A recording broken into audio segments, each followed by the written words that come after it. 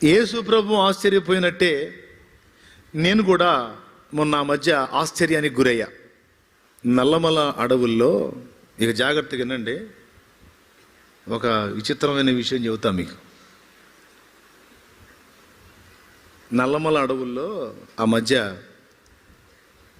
నేను వెళ్ళాను. నల్లమల అడవుల్లో ప్రాంతానికి మన సహోదర సేవకుడు పాస్టర్ సురేష్ గారు సేవ చేస్తున్నటువంటి స్థలం అది. ఆ ప్రాంతానికి వెళ్ళాను.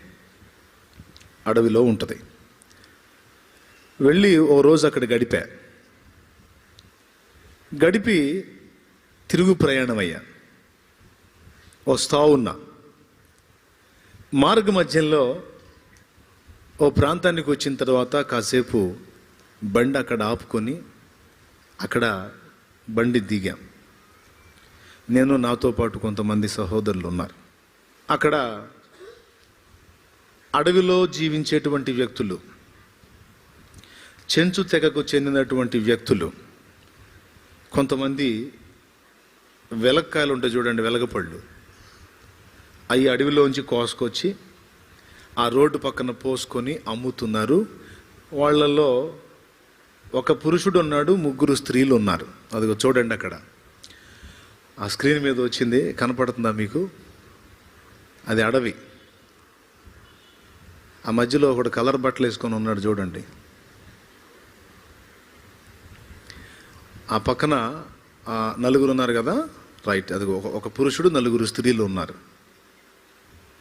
అంటే 3 మాతో మాట్లాడారు, ఒక స్త్రీ మాట్లాడలేదు. వాళ్ళు అక్కడ వెలగపళ్ళు అమ్ముతూ ఉన్నారు. సరే, నేను కాసేపు ఆ అడవి ప్రాంతంలో అవన్నీ తిరిగి తర్వాత ఏం చేశానంటే, వీళ్ళంతా అడవిలో బ్రతికేటువంటి వ్యక్తులు కదా, ఆటవికులు కదా, వీళ్ళకి అసలు సువార్త తెలుసో లేదో, తెలియపోతే ఏదన్నా అవకాశం చిక్కించుకొని ప్రభుని గురించి వాళ్ళకి పరిచయం చేద్దామన్న ఆలోచనతో ఆ వెలగపండు కొనే వంకతో వెళ్ళా దగ్గరికి. వాళ్ళు ఎంతో రేటు చెప్పారు, కొన్నా. కొంచెం తిన్నా. మరి ఒట్టిగా కొని ఊరుకుంటే కదా, కొంచెం తిన్నా. అదేందో పుల్లగా అదో రకంగా ఉంది. తిన్న తర్వాత కొంచెం వాళ్ళని ఆ మాట ఈ మాట మాట్లాడి పలకరించి, ఈ కాయ తింటే ఏం జరుగుతుంది, ఆ కాయ ఏం కాయ, అదేంది ఇదేందని కొంచెం పలకరించి, కొంచెం చిన్నగా, అమ్మ మీది ఏ ఊరు అని అడిగా. అయ్యా మాది ఈ దగ్గరలో అడవిలో ఊరయ్యా అన్నారు. ఏదో పేరు చెప్పారు. ఆ తర్వాత, అమ్మ మీ ఊర్లో ప్రార్థన పెడతారా అన్న. మీరు యేసు ప్రభువుని నమ్ముకున్నారా అంటే వాళ్ళు ఏమైనా అంటారేమో అని, మీ ఊర్లో ప్రార్థన జరిగిద్దా, ప్రార్థన పెడతారా అన్న. ఈ ప్రశ్న వాళ్ళని అడిగేవాళ్ళు అరుదు ఆ ఏరియాలో. ఎందుకు తెలుసా? అదంతా విగ్రహారాధికులు తిరిగేటువంటి, వాళ్ళ సంచారం జరిగేటువంటి స్థలం. ఫుల్గా వాళ్ళే ఉంటారు. నా నుండి వాళ్ళకి వచ్చిన ఆ ప్రశ్న వాళ్ళకి సంతోషాన్ని కలిగించింది. వాళ్ళలో ఒక ఆమె నాతో మాట్లాడటం మొదలుపెట్టింది. ఎందుకు లేదయ్యా, మా దగ్గర ప్రార్థన జరుగుద్ది, మేమందరం ప్రార్థనకు పోతామంది. సంతోషం వేసింది నాకు. అదిగో నా పక్కన ఉంది చూడండి, ఆ ఫోటోలో ఆమె. ఈరోజు నేను ఆమెను గురించి చెప్పాలనుకుంటున్నా. మీరు ఊహించని విషయాలు ఆమె నోటి నుంచి నేను విన్నా. నాకే ఆశ్చర్యం కలిగింది, అందుకే మీకు చెప్పాలనుకున్నా. సహజంగా ఎక్కువ వాక్యోపదేశం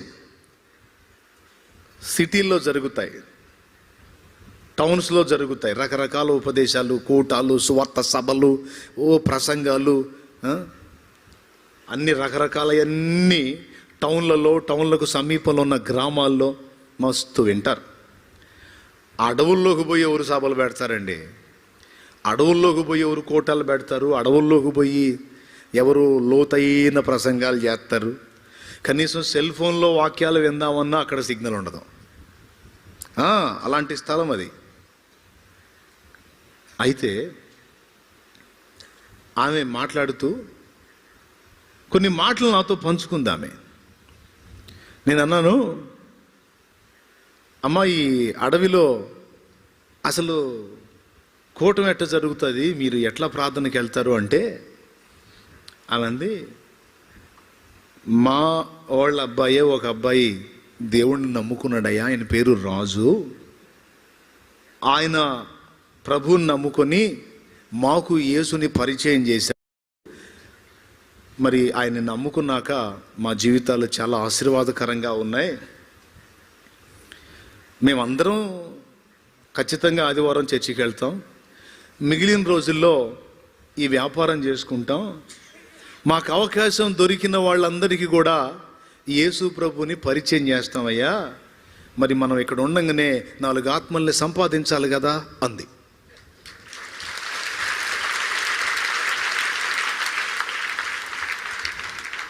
మీరు ఊహించగలరా ఆమె ఆ మాట అందంటే? మనం వెళ్ళకముందే, ఇక్కడ నుంచి ప్రభు మనల్ని పిలవకముందే 10 మందిని రక్షించుకొని పోవాలి కదయ్యా. అందుకని మాకు అవకాశం ఉన్నప్పుడల్లా మేము మా వాళ్ళకి కానీ ఇతరులకు కానీ మాకు ఛాన్స్ దొరికిన వాళ్ళందరికీ ప్రభువుని గురించి తెలియజేస్తూ ఉంటాం అంది. నాకు ఆశ్చర్యం కలిగింది.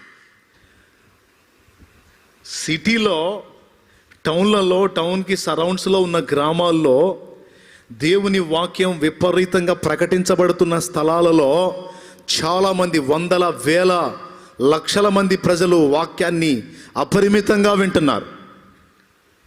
ఈరోజు టీవీలలో, సెల్ ఫోన్లలో, పత్రికలలో మస్తు వాక్యం. కానీ ఇంతసేటు వాక్యోపదేశం పొందుతున్న వాళ్ళలో ఎంతమందిలో నిజంగా నశించిపోతున్న ఆత్మలను గూర్చిన భారం ఉంది? అడవిలో ఉన్న వాళ్ళకి ఆ భారం ఎలా వచ్చింది? అసలు ఆ ఉపదేశం వాళ్ళకి ఎవరు చెప్పారు అని నాకు ఆశ్చర్యం కలిగింది. దేవునికి స్తోత్రం చెప్పండి. హల్లెలూయా. సరే, అంతటితో ఆగల. అమ్మా, ఆత్మల భారం గురించి చెబుతున్నావు, నశించిపోతున్న ఆత్మలను రక్షించాలన్న భారాన్ని వ్యక్తపరిచావు. చాలా సంతోషం వేసింది. భలే మాట అన్నావే అన్నాను. వెంటనే ఇంకో మాట అంది, ఆత్మల భారం ఏందయ్యా, మా ప్రాంతంలో చర్చి కట్టించడానికి నేనే పూనుకున్నా, నా స్థలం ఇచ్చా.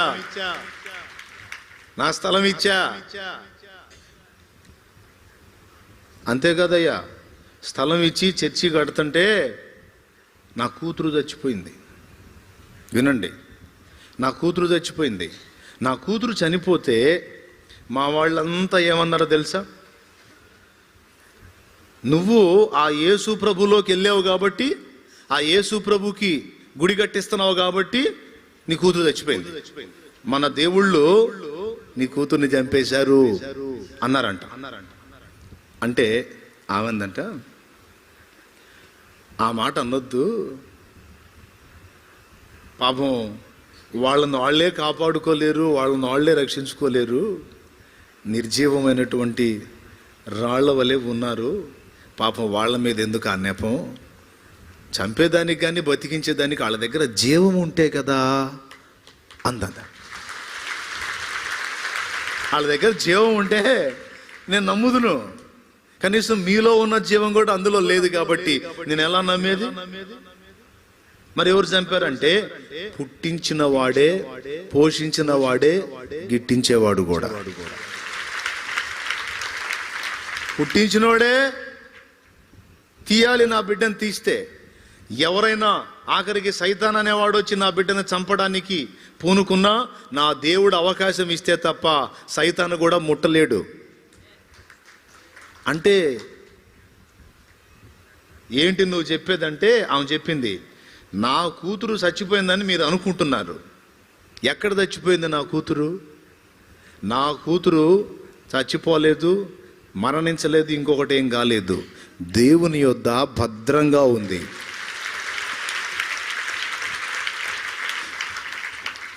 యేసు ప్రభు 2వ రాకడలో ఆయనతో పాటు నా కూతురుని తీసుకొని వస్తాడు. లేదు ఈ లోపల నన్ను పిలిస్తే నేను పోతా, నేను పోయినా నా కూతుర్ని కలుసుకుంటా, లేకపోతే ఆయన నా బిడ్డను తీసుకొచ్చినా కలుసుకుంటా. మా ఎడబాటు తాత్కాలికమే కానీ శాశ్వతం కాదు అని చెప్పింది ఆమె. ఫస్ట్ ఆశ్చర్యం కలిగించింది ఏంటంటే, మనకు దేవుడు ఈ భూమి మీద జీవితం ఉంచి ఉండగానే 4 ఆత్మల్ని 10 ఆత్మల్ని సంపాదించుకోవాలి అన్నది. అడవిలో ఉన్న మనిషి ఆ మాట పలికితే, ఎప్పుడో అప్పుడొక ప్రసంగం విన్న మనిషి ఆ మాట పలికితే 24 ప్రసంగాలు వింటున్నామే, మనం ఎలా స్పందించాలి? చాలామంది విశ్వాసుల పరిస్థితి ఎలా ఉందో తెలుసా? ఒక వాగులో బండలు ఉన్నాయంట. బట్టలు ఉతుక్కునే వాళ్ళు వస్తారు కదా, ఆ బట్టలు ఉతుక్కునే వాళ్ళు ఆ బండ్ల మీద బట్టలు ఉతుక్కుంటారు. ఓ పెద్ద బండ ఉంది, ఆ బండ కింద కొన్ని కప్పలు జీవిస్తున్నాయి, కొన్ని కప్పలు బతుకుతున్నాయి ఆ బండ కింద. ఓ రోజు ఎక్కడి నుంచి వచ్చిందో ఎగురుకుంటూ ఒక కప్ప పిల్ల వేరే ప్రాంతంతో వచ్చి వాటితో ఫ్రెండ్షిప్ అయిపోయింది. వాటిని పరిచయం చేసుకొని సంతోషపడి, నీతో నాకు సహవాసం చాలా బాగుంది, మీతోనే ఉంటాను, ఇక్కడ మీతో కలిసి చాలా హాయిగా ఉంది నాకు అందట కప్ప, చిన్న కప్ప. ఈలోపు బట్టలు ఉతికి ఆయన వచ్చాడు. బట్టలు ఉతికి ఆయన వచ్చి ఆ బండకేసి దబి దిబి బాదటం మొదలు పెట్టాడంట. బాదటం మొదలు పెడితే ఆ బండ కింద పాత కప్పలేం ప్రశాంతంగా ఉన్నాయి, కొత్తగా వచ్చిన చిన్న కప్ప ఎగిరిపడిందంట. అమ్మ బాబోయ్ చచ్చిపోతున్నాను బాబోయ్ అని. మిగిలిన పాత కప్పలు అడిగిందండి, ఎందుకే అంత భయపడ్డావు అని. ఈ కొత్త చిన్న కప్ప, ఏంది అసలు ఆ బండిరిగి నా మీద పడ్డంత భయం కలుగుతుంటే నాకు అంటే, అదే ఆయన బట్టలు ఉతుక్కునేవాడే, రోజు వస్తాడు ఉతుకుతూ ఉంటాడు, మనం ఏం భయపడాల్సిన అవసరం లేదు. ఆయన ఉతికినప్పుడు ఆ కాసేపు మనం మౌనంగా కూర్చుంటే చాలు, 1 గంట సమయం మనం మౌనం కూర్చుంటే చాలు, ఆయన ఉతుక్కొని వెళ్ళిపోతాడు, మనం ప్రశాంతంగా ఉండొచ్చు అని చెప్పిన అంట సలహా. ఇప్పుడు మీకేమైనా అర్థమైందని నాకు అనుమానం వచ్చింది. అవునా? ఎవరు కప్పలు? ఎవరు ఉతికేవాడెవరు?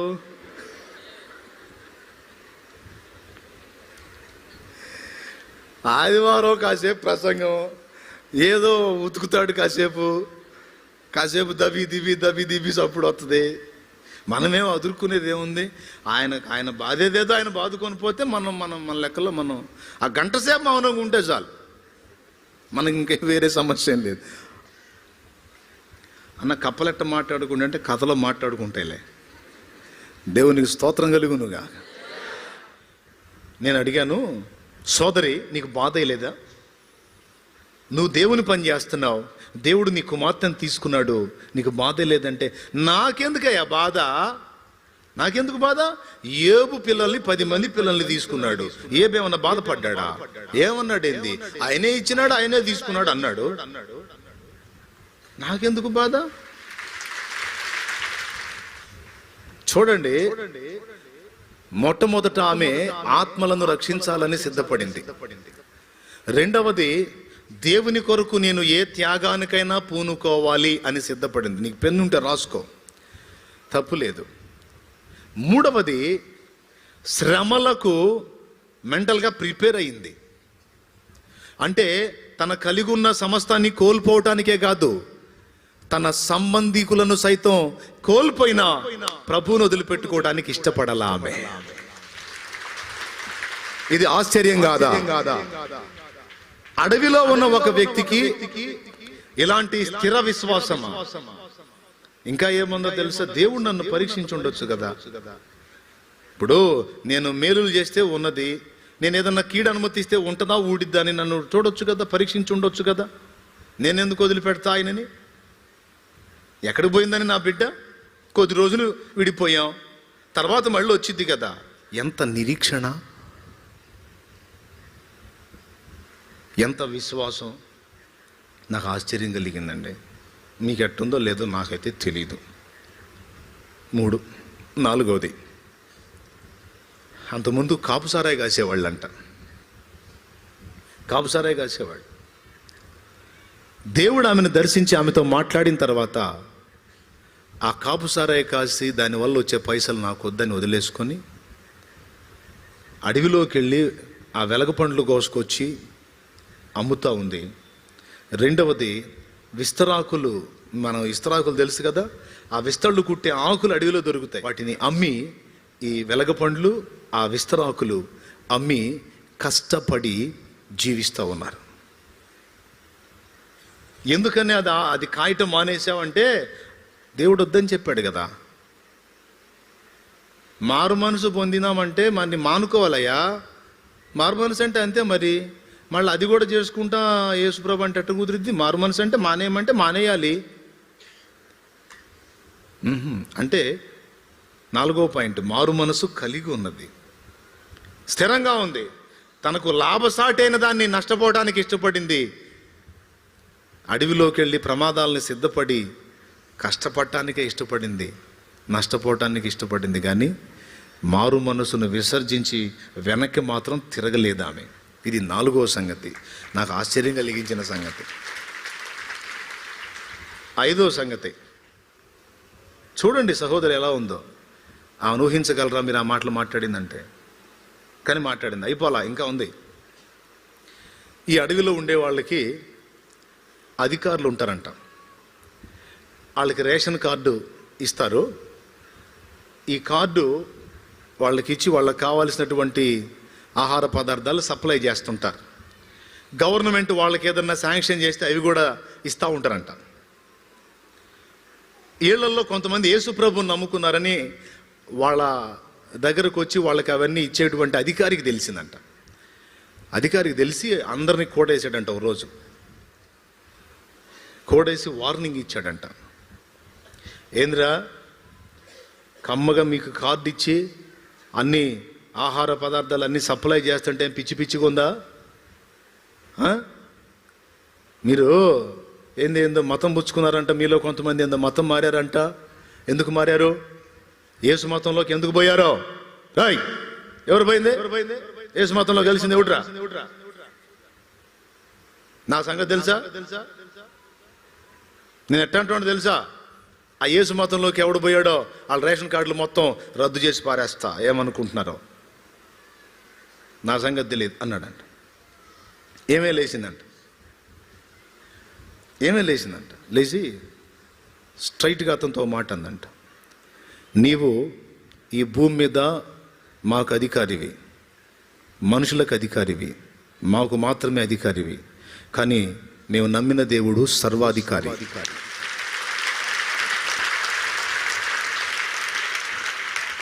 మేము నమ్మిన దేవుడు మాకు నీకు మొత్తానికి అధికారి. నువ్వు రేషన్ కార్డు రద్దు చేస్తే మేము బతకలేమంటాయా? మమ్మల్ని బతికించలేడు ఆయన. రద్దు చేసుకో, నేనే నమ్ముకుంది. ఎవరెవరైనా అడిగావుగా, నేనే నమ్ముకుంది. రద్దు చేసుకో. చేసుకుంటే బతకలేమా? ఇంకొక సలహా కూడా చెప్తున్నా, నువ్వు, నీ భార్య, నీ పిల్లలు కూడా నా ఇంటికి రండి.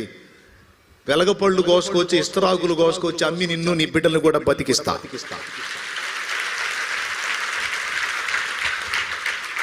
నాకేం ఉపాధి ఇవ్వడనుకుంటా అయింది దేవుడు.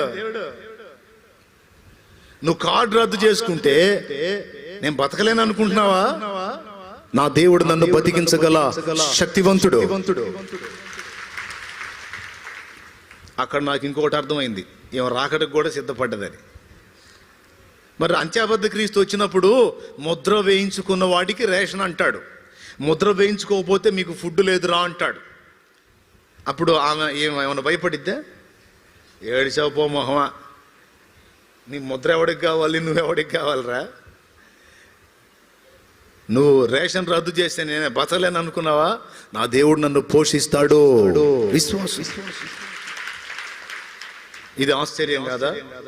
ఆయన ఇంకా సౌండ్ లేదంట, మాట్లాడలేదంట. ఇంక మళ్ళీ ఇంక రెండో మాట మాట్లాడలేదంట, నోరు మూసుకున్నాడంట. రద్దు చేయి, నా కార్డు రద్దు చేయి. రద్దు చేస్తే నేనే భయపడతాను, నిన్ను, నీ భార్యని, నీ బిడ్డల్ని కూడా బతికిస్తారా అందంట. ఇంకేం మాట్లాడతాడు? ఆహా, అన్నాడంట. ఆహా లేదు లేదు, మేము పోయేదే అంద. ఇంకో మాట అంది. నాకు అది చాలా ఆలోచించాను నేను. ఎప్పుడైతే మారు మనసు పొంది దేవుడు చెప్పిన పద్ధతుల్లో బ్రతుకుతున్నామో మా కష్టార్జితాన్ని మేము హాయిగా తినేటట్టు దేవుడు చేశాడు. మేము ఏ డాక్టర్లకి డబ్బులు బయట్లా అందే. మీరు ఊహించగలరా ఈ మాట?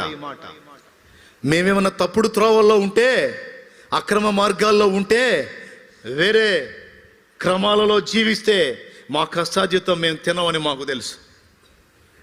మా కష్టార్జితాన్ని మేమే తినాలి. ఇది పరులో పాలు కాకూడదు అంటే దేవుని యందు భయభక్తులు కలిగి నడుచుకోవాలని గ్రహించి అలా నడుచుకుంటున్నాం.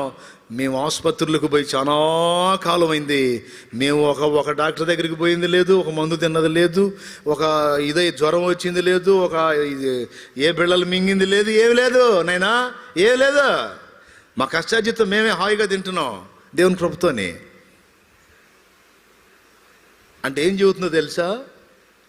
తప్పుడు మార్గాలలో, వేరే వేరే విధాలలో, మూర్ఖత్వంలో, దేవునికి వ్యతిరేకమైన పద్ధతుల్లో బ్రతికే వాళ్ళు తమ కష్టార్జితాన్ని తాము తినరో అవన్నీ లోకుల పాలు అయిపోతాయి చెబుతుందా. ఇప్పుడు తర్వాత యేసునందు విశ్వాసం ఉంచుట ద్వారా వారు పొందిన అద్భుతాలు కూడా ఆమె చెప్పటం జరిగింది. వారు చూసిన అద్భుతాలు. ప్రియులారా, మన కుటుంబ సంబంధంగా ఎవరైనా వ్యక్తుల్ని మనం నష్టపోతే విశ్వాసం ఉంటుందా మనకి?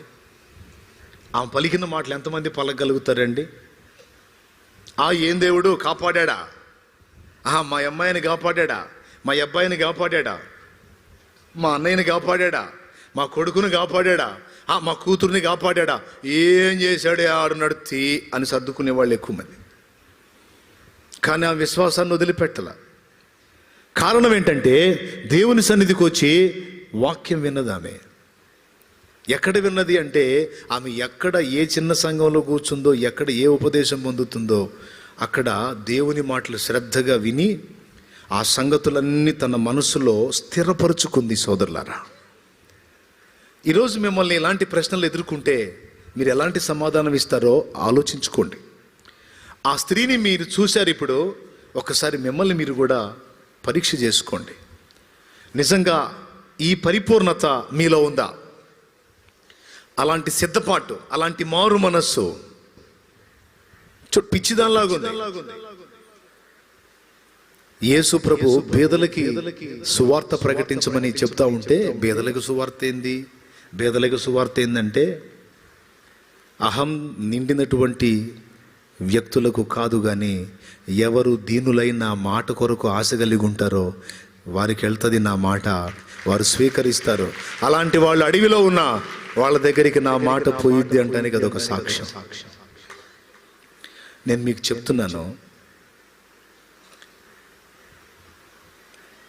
ఇప్పుడు నేను చెప్పినటువంటి విషయాలన్నిటిలో మీరు ఏ పరిస్థితుల్లో ఉన్నారో ఒకసారి మీరు ఆలోచన చేసుకోండి.